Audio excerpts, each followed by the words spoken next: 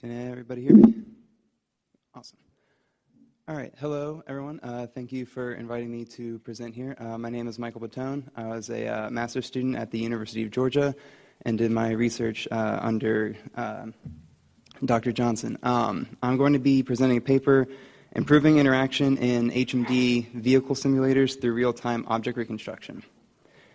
Basically, how this research got started is I discovered in developing a driving simulator with a head-mounted display, I discovered that although you could set up real props and use a real steering wheel and those kind of things while you're in the head-mounted display, anything that involved intensive interaction, needing to move your hands and find those objects in space was difficult because you couldn't actually see any of the objects that you're interacting with.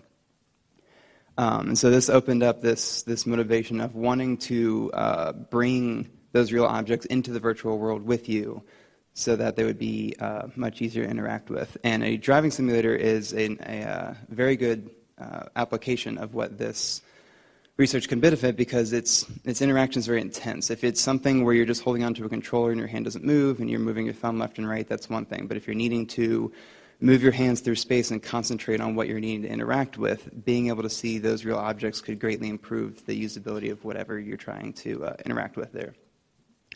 So as part of the kind of background research of this, we looked into several different things, including how to reconstruct these objects. There's been research done in the past on how to build these real objects reconstructions, and they kind of, the majority of them fell into one of two categories. They either had very high fidelity and low latency, but they weren't very good for real-time updates. If you're wanting to reconstruct a static object and bringing it in, there's lots of research behind that, and it works very well. And then there's research for bringing real objects for real-time updates, but the latency was usually low, and the resolution may not have been as good. And so that was one of our goals, was to try to kind of get the best of those both worlds. Also, the usability benefits of bringing those real objects into the virtual environment and how that can affect the usability of the system. How the usability of the system can be improved by physically touching objects. So instead of just kind of air mimicking and grabbing a steering wheel, physically grabbing onto a real steering wheel, as well as seeing that interaction in the virtual environment as well. And then research into driving simulators specifically to make sure that we built a system that was already matching the baseline usability so that we could see what kind of improvement we could get from adding those virtual objects. So that research kind of gave us these underlying system goals. Low visual latency. It was very important to make sure that the reconstruction of the objects in your hands matches up very closely to what the real-world state is. Otherwise, you would be grabbing or moving your hands and seeing things that were a second behind, and that would greatly decrease the usability of the system.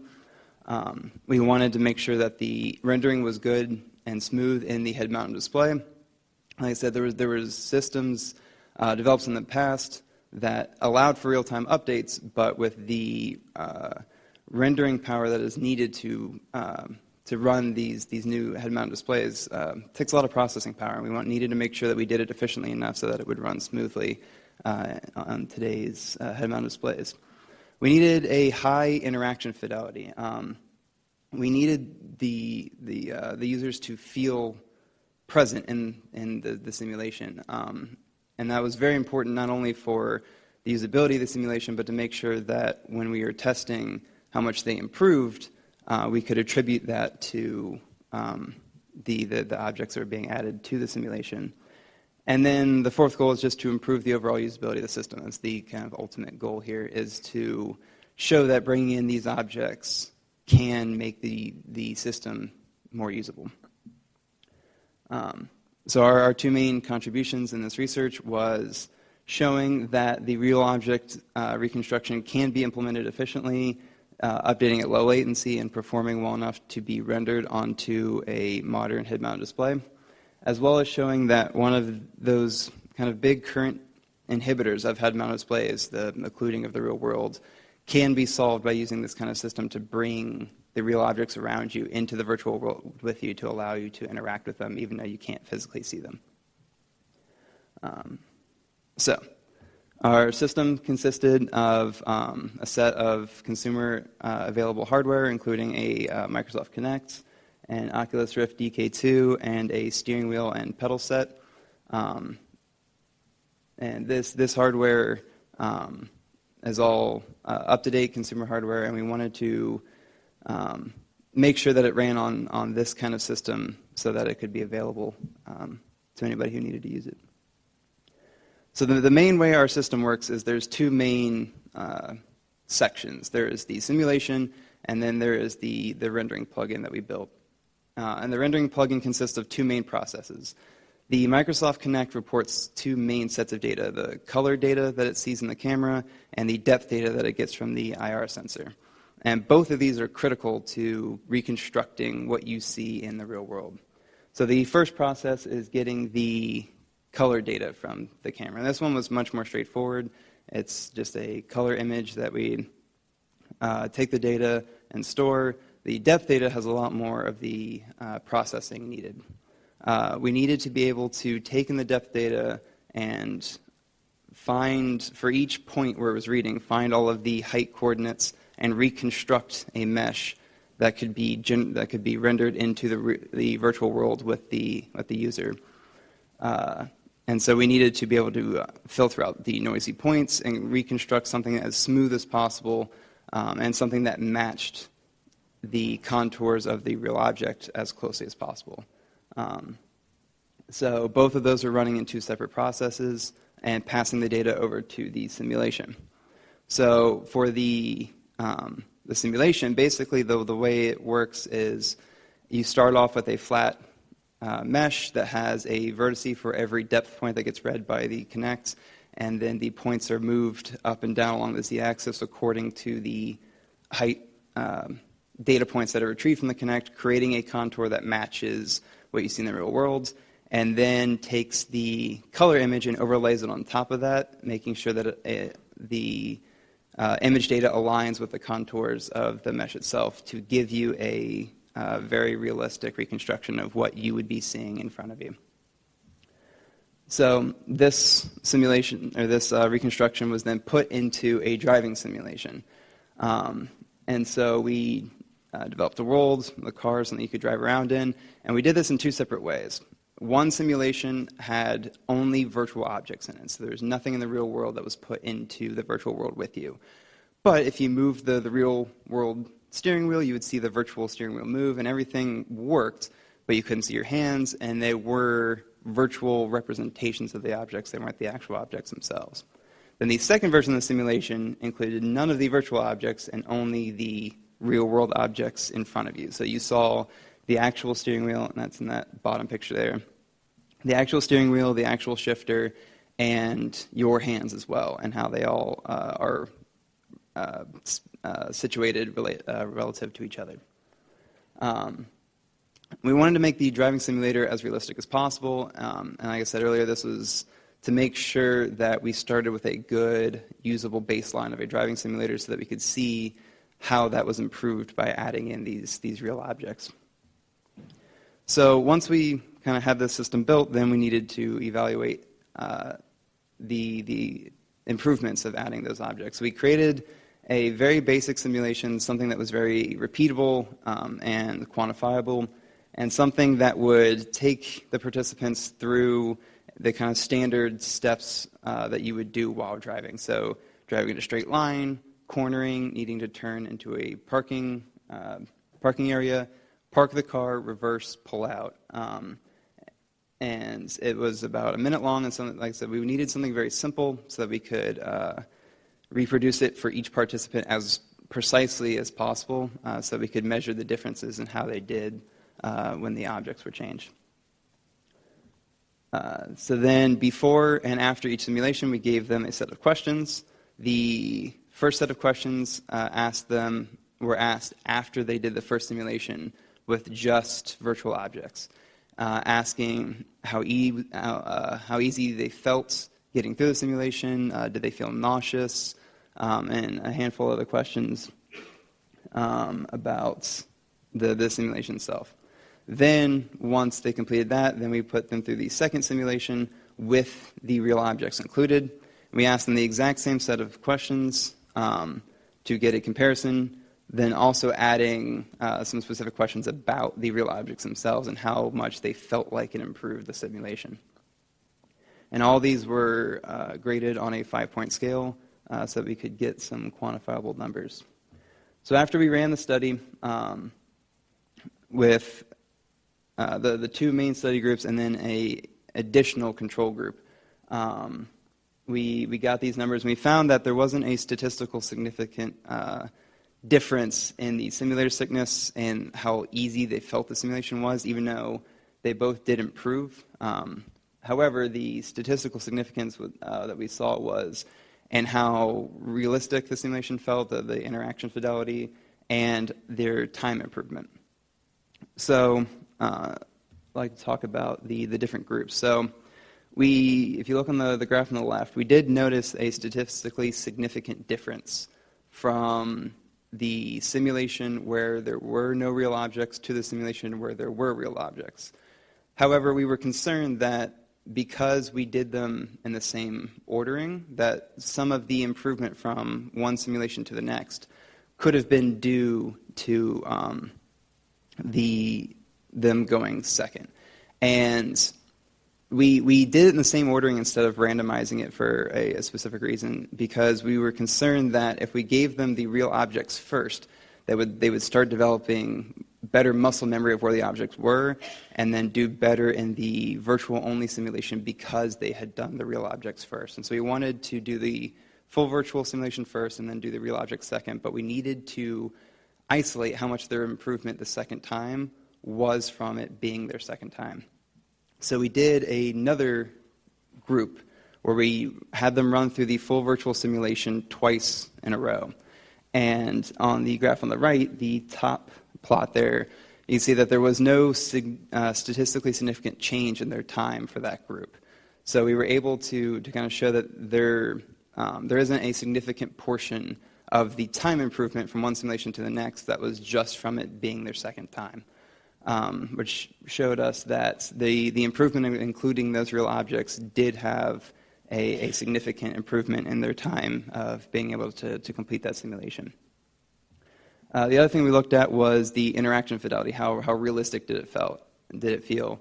And we did notice a statistically significant jump from the full virtual simulation to the simulation with the real objects. A lot of people included comments that being able to see their hands and being able to focus more on driving, the fact that they didn't have to worry as much about where their hands were in space and take those couple seconds to kind of feel in the darkness for where those objects were.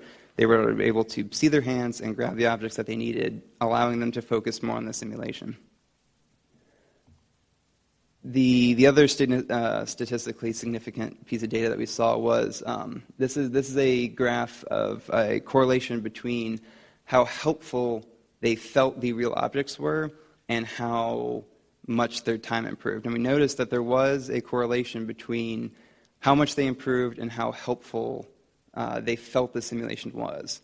And this could be interpreted a couple different ways. If they completed the simulation faster, they could have felt like it was more helpful because they finished it in less time.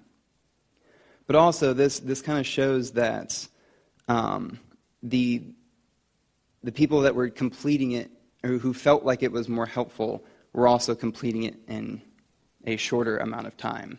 And so this alone wouldn't really indicate that the addition of the real objects was in fact improving their time. But this in conjunction with the fact that going second didn't show a statistically significant difference, I think that we were able to claim that adding the real objects did statistically significantly improved their time and the usability of the system overall. But a lot of the kind of more interesting information came from the qualitative data. In addition to the 5-point scale comments, there was an area for them to just describe how they felt about the system and add their own comments. And the most common feedback and the biggest drawback of the system was the lack of inertial feedback. If you go to stop quickly or turn quickly in a normal car, you would feel your body move with the inertia of the system. But in a virtual environment, you don't. And this is why we didn't really, or I suspect this is why we didn't see a big difference in the simulator sickness from the first simulation to the second, because this factor would still be there. And so to kind of better improve the simulation further, we'd have to look into how to try to simulate that feeling of stopping and turning on the users themselves. The other most common responses included adding the real objects. People said they felt like it was much easier to do what they normally did. They didn't have to focus so much on the fact that they were in a simulation and just drive the car. They felt like it was much more, they were able to go and use the knowledge they already had in driving a car. They didn't have to learn to use a simulation. They just drove a car because it felt realistic enough that they could use that prior knowledge. There was also several cues that showed me that it did feel very realistic, because some instinctual kind of habits you could see in people's driving came out in the simulation anyway. The entire simulation occurs with no traffic. There's no other cars on the road, and yet every time they pulled out of the parking lot, every single participant, when they pulled out of the parking lot onto the main road, they would look for traffic. And there was never any, and that was very late in the simulation, so it was proven to them that there was no traffic. But that habit of looking over your shoulder before you pull out into the road came out. And that was one of kind of several things that showed us that there was an element of realism there, because those habits were kicking in. So that's the kind of observations that we saw there. So there are a couple different ways that we can prove this, and I already mentioned if we could find a way to help simulate the inertial feedback of the system, that would even better improve the usability and usefulness of the system. But the other two main areas that are open for improvement are noise reduction. The reconstruction that we had was fairly smooth and did improve on that, but it was still noisy, because doing noise reduction algorithms take time, and our goal of trying to develop a system of very, very low visual latency, the more noise reduction that we added, the slower the updates would have been. And it would have caused what you saw in that reconstruction to lag behind what was really happening. And the other would be multiple cameras. We only use one camera, and that has a limited field of view. And our application, that was fine, because all of the interaction takes place in one static location. If you wanted to develop the system out to be more useful in like a walk-around simulation or use a wider field of view, then bringing in multiple cameras would definitely help from that. So in conclusion, we were able to meet all of our goals in developing a simulation that brought the real objects into the virtual world with very low latency, was able to render on a high-definition display, and we were also able to show through our evaluation that the inclusion of those real objects did statistically improve the time that they were able to get through the simulation, and the qualitative observations and comments showed us that the inclusion of the real objects did improve the overall usability of the system. And that's the end. Thank you.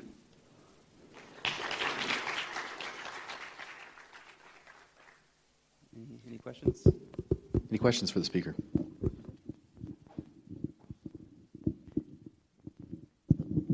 Yes, interesting. So there are hands, and then there are hands.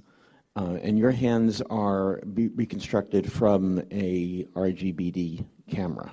Correct. So I'm wondering, have you thought about perhaps doing a version in which the hands are tracked using gloves or using simple 6-DoF single position tracking of part of where the hand is with a completely synthesized hand, to get an idea of whether it's simply seeing something where your hands would be, or really seeing something that corresponds to your hands? That is something that we considered, because there was a lot that showed that just being able to track your hands in space was a significant part of the improvement in the system. But we did notice in a lot of the comments that being able to see your specific hands, if you're wearing a watch, something like that, it did greatly improve their presence in the simulation, that they weren't somebody else's hands. They weren't a fake set of hands, but they were their hands. However, that is something that we would want to consider in the future to see, although we suspect that there would be a slight improvement in using real hands, figuring out what that actual difference is between just knowing the location of your hands and being able to see your actual hands. The other reason that we thought this version would be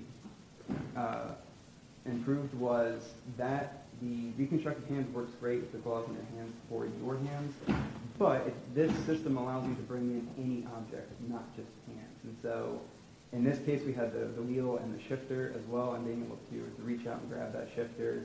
It was the shifter that was sitting there. And if you had a more dynamic simulation where you wanted to bring objects in and out of the simulation, this kind of system could work with that by just putting it in front of the camera. If you wanted to do, like you're saying, the reconstructed with just a simulated hand, you would have to pre-create all of those models for whatever you want to bring in the simulation, and it wouldn't be as dynamic and allow for different types of objects. And of course, there's the interesting trade-off between what could be really nice-looking, completely synthesized hands that were not reconstructed versus the reconstructed errors that you're inevitably going to get with just a single depth camera of the sort that you're using right now.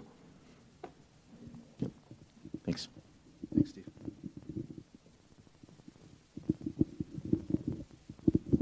So I noticed that on one of the last slides you talked about people consistently missing the shifter. Which was very surprising to me because people were sitting, so they had a strong orientation, basically a spatial orientation, and haptic memory where the shifter is should allow you to find that fairly quickly, yet you explicitly had that on the slide. You didn't talk about it, so could you elaborate a little bit?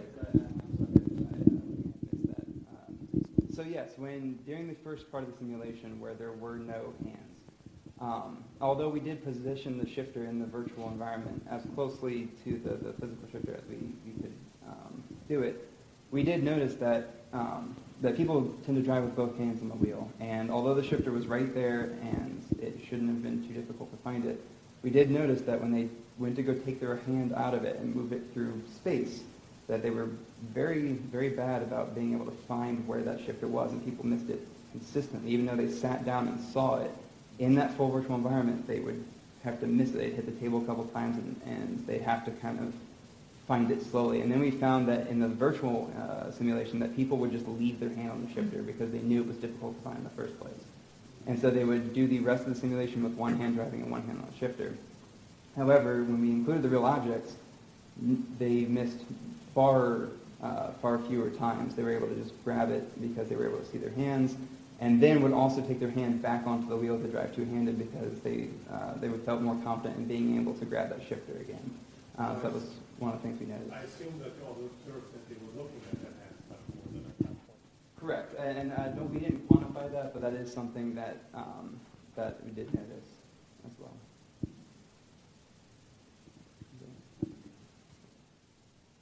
We have time for one more quick question. Okay, let's thank the speaker again.